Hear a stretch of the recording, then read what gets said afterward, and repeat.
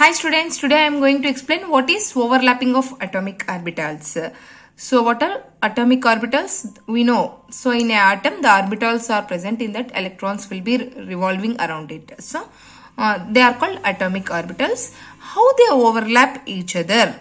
So that is depends upon their orientation. So the orientation of atomic orbitals largely affects the overlapping of atomic orbitals. So how the orientation is it? Depends upon the overlapping.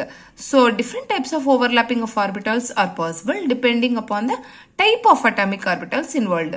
So whether it is the s, p, d shells. So depending upon this, so many types of overlapping is possible. Let's see how the sigma bond is formed. So a covalent bond formed between two atoms by end to end or head to head overlap of atomic orbitals. So when the atomic orbitals, they just overlap end to end, or we can say head to head overlap, then sigma bond is formed, and these sigma bonds are having axial symmetry. So they will form the bond at the axial symmetry and they are overlapped to maximum extent, so that they will form very strong bonds and they will not easily break. So these atomic orbitals are overlapped to maximum extent. How much it can overlap, that much it will overlap, so that very strong bonds are formed. So and it is not easy to break them also. So the overlapping of for example, we will see different types of atomic orbitals overlap depends upon the shells I told. So overlapping of 2s, we know that s shell will be there. So S atomic orbitals of two atoms, it is called SS overlapping. We know that S will have spherical shape.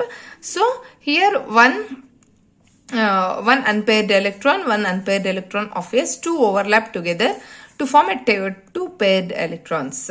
So overlapping of 2p atomic orbitals of two atoms is called PP overlapping. So when two s atoms are overlapped, it is called SS overlapping. When two p orbitals are overlapped, it is called PP overlapping.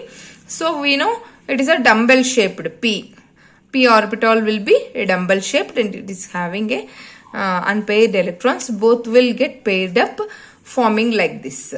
So examples of SS overlapping is like hydrogen H, and PP overlapping is P subshells which are overlapped is nitrogen, chlorine, PCl3, oxygen, etc.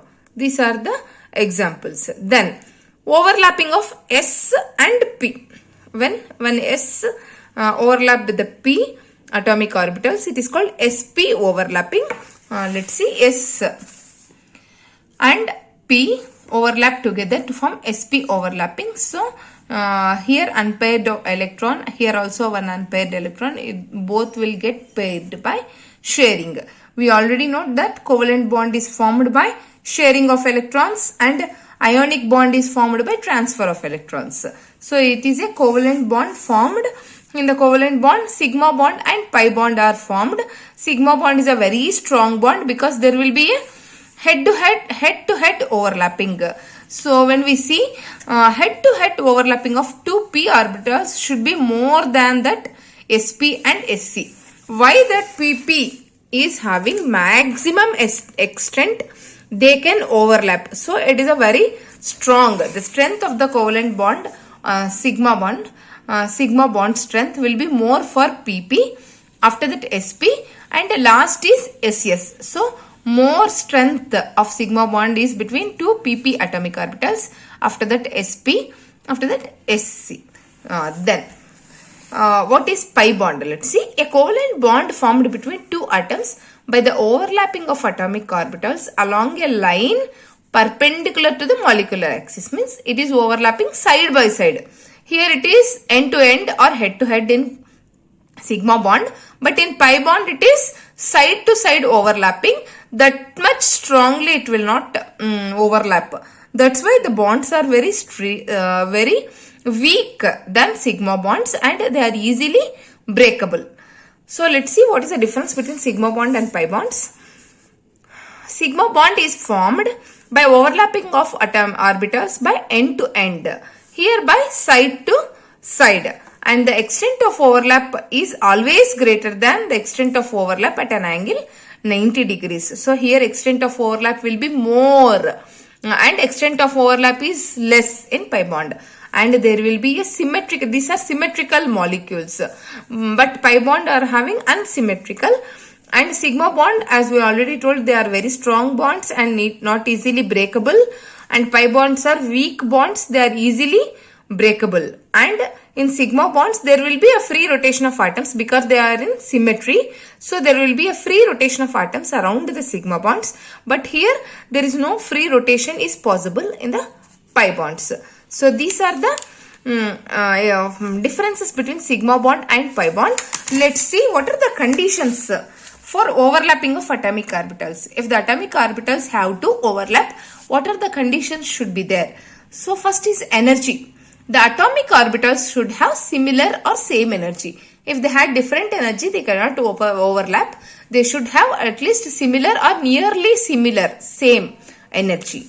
Then there should be a proper orientation, correct orientation, so that there will be a maximum overlap. So orientation is also important. The atomic orbital should have correct orientation to ensure maximum overlap. And the extent, the atomic orbitals should overlap to a large extent. So it should overlap to maximum possible extent, so that the amount of overlap determines the density of electrons between the molecular orbital nuclei. So how much it is overlapping, it will determine the electrons density in the molecular orbital nuclei. Then symmetry. So atomic orbitals should have symmetry around the molecular axis to form for the formation of bond by overlapping. So what are the 4 conditions required? Energy should be same or similar. Orientation should be properly oriented atomic orbital should be there, and there should be maximum extent, they should be able to overlap, and there should be symmetry, same symmetry around the molecular axis. So these are the conditions for the overlapping of atomic orbitals. Thank you.